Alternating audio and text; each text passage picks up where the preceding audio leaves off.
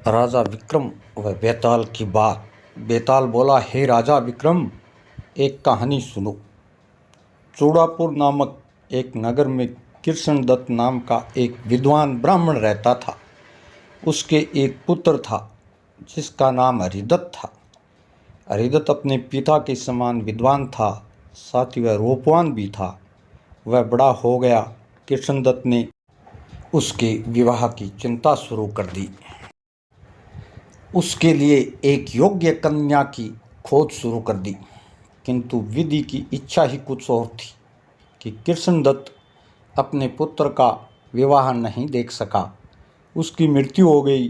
पिता की मौत के बाद हरिदत्त ने अपना सम्मान कायम रखा। उसने अपने पिता की प्रतिष्ठा पर आंच न आने दी।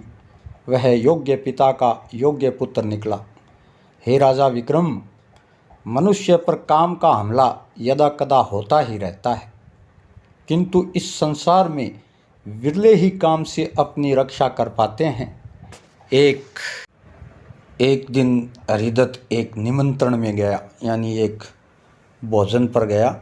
वहाँ एक अत्यंत रूपवती कन्या को देखकर वह उस पर मोहित हो गया। कन्या भी हरिदत्त पर मोहित हो गई, अपना प्रेम प्रकट कर गई। हरिदत्त ने उस कन्या के पिता के सामने विवाह की इच्छा प्रकट की, जिसे उसके पिता ने सहर्षि स्वीकार कर लिया। इस प्रकार हरिदत्त का विवाह हो गया।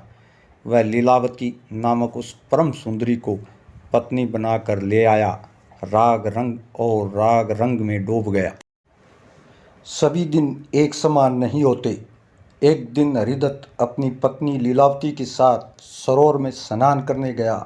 भाग्य की लीला ऐसी हुई कि सरोवर में केली करते समय, यानी स्नान करते समय, लीलावती डूब गई।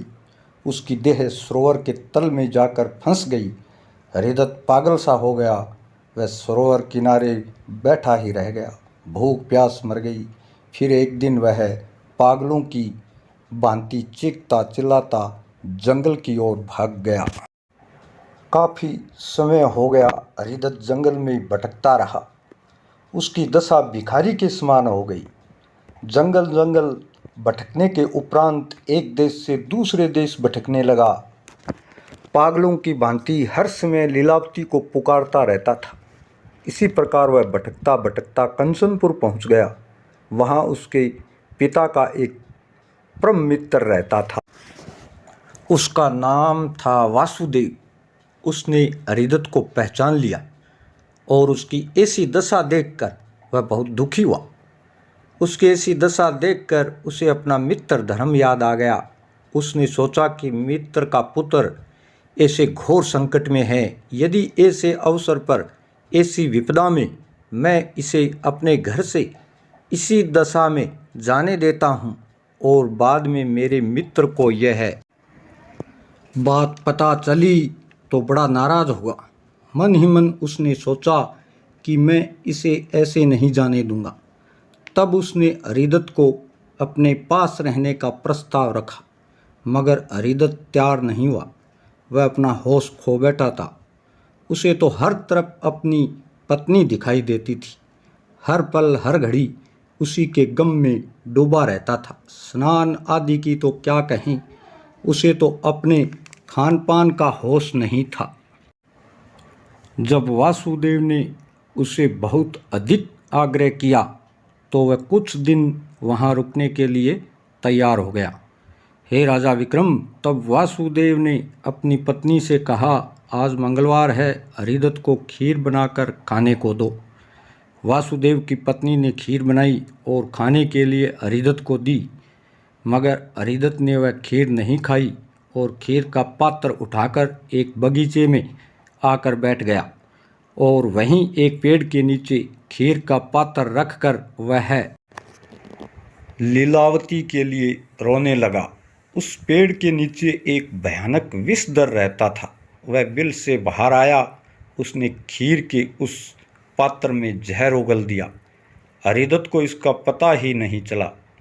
विषधर विष उगल कर चला गया तो हरिदत्त ने उस पात्र की खीर खा ली। खीर खाने के बाद उसे पसीना आने लगा। उसका शरीर ऐंठने लगा। अरिदत्त समझ गया कि यह विष का प्रभाव है।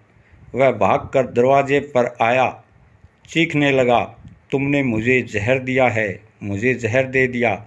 और वह वहीं दरवाजे पर गिर गया। उसका शरीर निष्प्राण हो गया। इस प्रकार का दृश्य देखकर वासुदेव घबरा गया।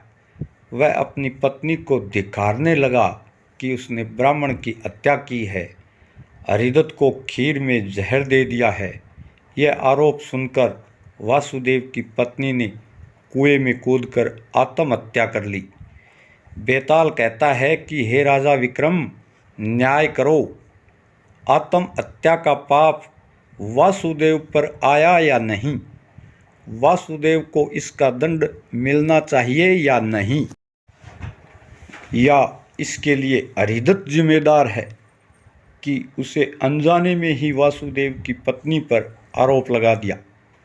तुम्हारा न्याय क्या कहता है?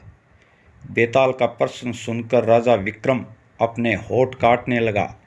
बोला, इसमें किसी का नहीं। बेताल बोला, क्या सर्प भी दंड का भागीदार नहीं है?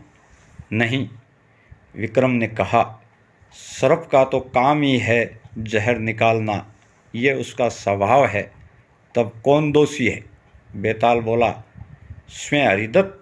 उसको खीर का पात्र वहाँ नहीं रखना था, पर अरिदत्त भी दोषी नहीं है। बेताल बोला, क्यों? वह पागल हो गया था। पागल को ज्ञान नहीं होता, इस कारण इसमें किसी का भी दोष नहीं है। राजा द्वारा सही न्याय करने पर बेताल उड़कर वापस पेड़ पे जाके उल्टा लटक गया। दोस्तों, आपसे नम्र निवेदन है कि मेरा चैनल सब्सक्राइब करें, घंटी के बटन को भी दबाइए, जिससे मेरी हर बात का वीडियो आप तक पहुंच सके। जय हिंद, जय भारत, जय गौ माता।